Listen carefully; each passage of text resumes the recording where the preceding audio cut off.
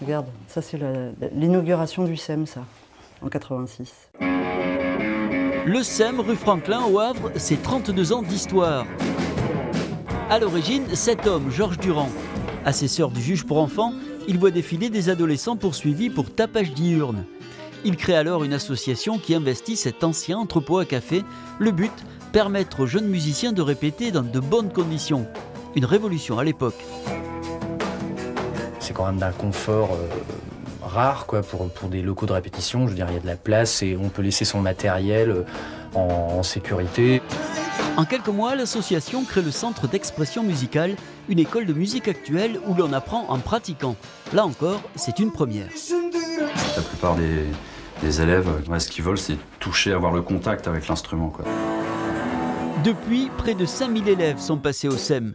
L'équipe s'est professionnalisée et Alan fait toujours partie des 40 professeurs de la structure.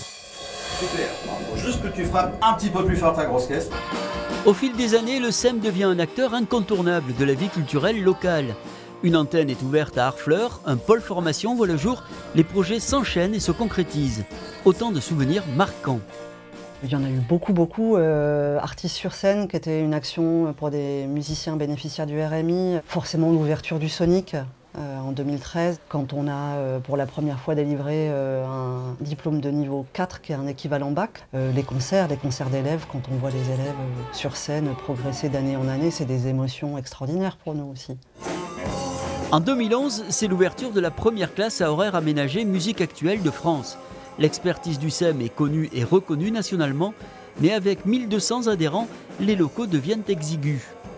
On avait fait un projet d'implantation du SEM en Normandie. On n'a pas réussi à ce moment-là à recueillir les montants nécessaires pour aller au-delà.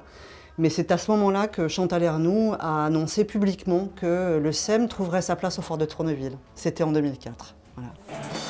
C'est maintenant une nouvelle page de l'histoire du SEM qui va s'écrire dans des locaux taillés sur mesure.